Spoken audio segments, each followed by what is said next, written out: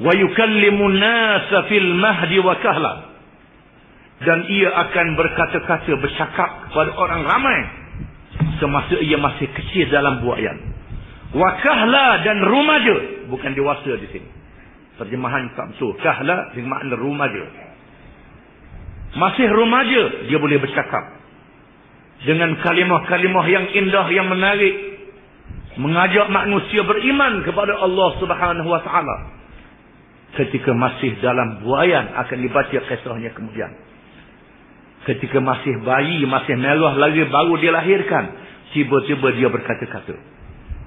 Ini Allah luar biasa daripada manusia-manusia yang lain. Allah akan jadikan dia begitu. Luar biasa. Para ulama meriwayatkan mereka yang boleh bercakap pada masa bayi ialah Isa bin Maryam alaihi wassalam. Saksi kepada Jurayj, seorang abid di kalangan Bani Israel.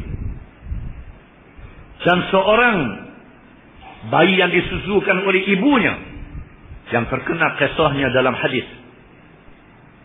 Dan bayi yang memberi semangat kepada ibunya dalam kisah Ashabil Ukhdud.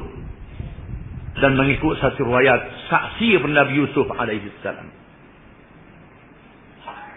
Yang pertama, Isa bin Maryam alaihi salam bercakap di masa bayi. Yang kedua, Jurayj.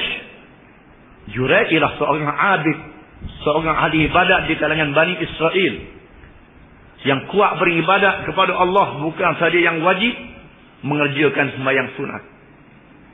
Pada suatu hari Jurayj beribadat kepada Allah, tiba-tiba datang ibunya memanggil Jurayj ketika Jurayj sedang sembahyang.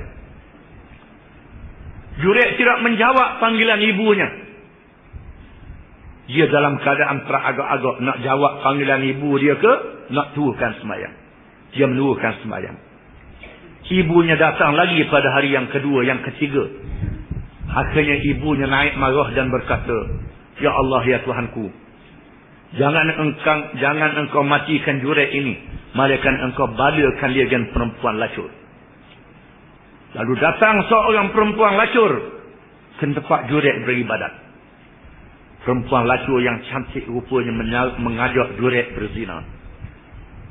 Jurayj yang saleh, yang kuat ibadat, yang kuat imannya menolak.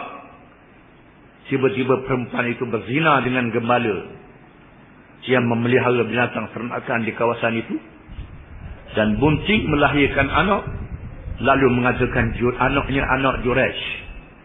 Menjadi fitnah kepada Jurayj. Satu fitnah untuk menguji Jurayj, kerana dia tidak menjawab panggilan ibunya ketika sembahyang. Lalu orang ramai datang merobohkan rumah ibadat Jurayj. Surau tempat Jurayj ibadat dirombak. Dipukulnya Jurayj. Beramai-ramai tu lebar apa ni? Berzina, melahirkan anak, sampai kahwin. Lalu Jurayj minta dibawa kanak-kanak itu. Dan Jurayj bersembahyang 2 rakaat. Dan meletakkan jari telunjuknya di atas pusat kanak-kanak itu.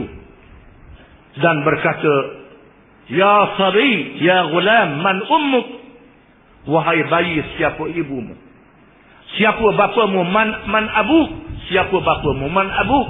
Siapa bapamu? Lalu bayi yang masih merah itu bercakap, "Bapaku ialah gembala. Bapa aku gembala, ini karamah yang diberi Allah pada Jurayj."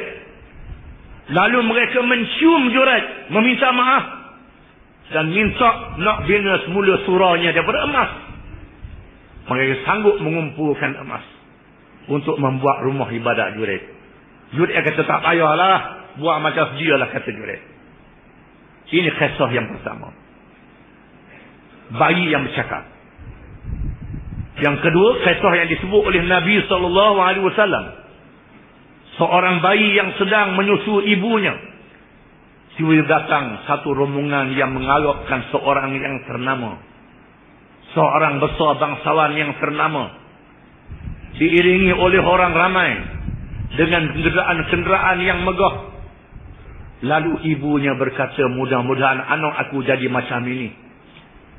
Jadi macam orang besar macam ni. Tiba-tiba kanak-kanak yang menyusu itu mencabut punting ibunya dan berkata, bukan, mudah-mudahan aku tak jadi macam ini. Budak tu kata. Kemudian pada satu masa yang lain, tiba-tiba datang orang ramai yang menguruni seorang hamba perempuan yang dimaki hamun, yang dipukul oleh orang ramai, dihina oleh orang ramai, dimaki oleh orang ramai. Lalu ibunya berkata, mudah-mudahan anakku jangan jadi macam ini. Tiba-tiba kanak-kanak yang menyusu itu mengatakan, mudah-mudahan aku jadi macam dia ni.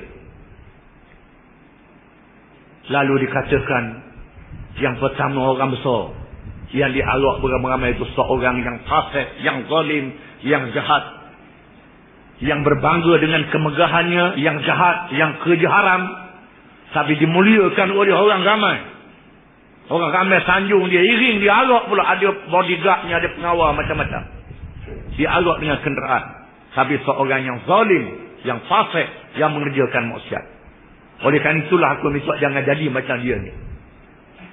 Adapun yang dipukul oleh orang ramai, mengatakan dia jahat, sebenarnya dia baik. Menyatakan dia fasik, sebenarnya dia seorang yang soleh. Seorang yang baik yang dianyai oleh orang yang dizalimi, tapi dia seorang yang baik. Mudah-mudahan aku jadi macam dia. Seorang yang baik yang dizalimi oleh orang, yang dianyai oleh orang, yang mendapat fadilah dan kelebihan kerana bersabar dalam menghadapi ujian. Itu kisah yang ketiga. Adapun yang keempat, dalam Ashabul Ukhdud dan Suratul Burud, sebuah negeri yang rajanya zalim, yang kafir, yang mengaku menjadi Tuhan, yang menghukum rakyat yang tidak mengikutnya, dibakar ke dalam parit yang dinyalakan api. Ditunggu di tengah jalan, dia buat roh belok. Siapa yang lalu dia tanya, beriman kepada Allah ataupun kepada raja? Mana yang beriman kepada raja diselamatkan. Mana yang beriman kepada Allah dicampur dalam api. Tiba-tiba lalu seorang perempuan bersama dengan bayinya yang masih menyusu. Bila ditanya dia beriman kepada siapa, perempuan itu dalam keadaan teragak-agak. Tiba-tiba anak yang menyusu itu bercakap, wahai ibu, segera, jangan lambat lagi. Ibu di atas jalan yang benar. Adapun kisah yang disebut oleh ulama satu lagi dalam kitab tafsir, ialah yang menjadi saksi Nabi Yusuf alaihissalam. Bila Nabi Yusuf digoda oleh perempuan, disebut kisahnya dalam Quran, kalau baju dia cari di depan, Yusuf yang salah. Kalau baju Yusuf cari di belakang, maka perempuan yang salah. Itu mengikut pandangan riwayat para ulama. Di antaranya ialah Nabi Isa alaihissalam, yang bercakap ketika masih bayi, mengaku dia adalah hamba Allah, mengajak manusia beriman kepada Allah. Wa kahlan, dan ketika dia masih remaja. Payah seorang remaja untuk bercakap dengan percakapan yang matang, yang bijak, yang pintar. Wa minas salihin, dan dia adalah salah seorang dari orang-orang yang soleh. Bukan saja soleh, yang sangat soleh, yang dilantik menjadi Rasul oleh Allah Subhanahu Wa Taala.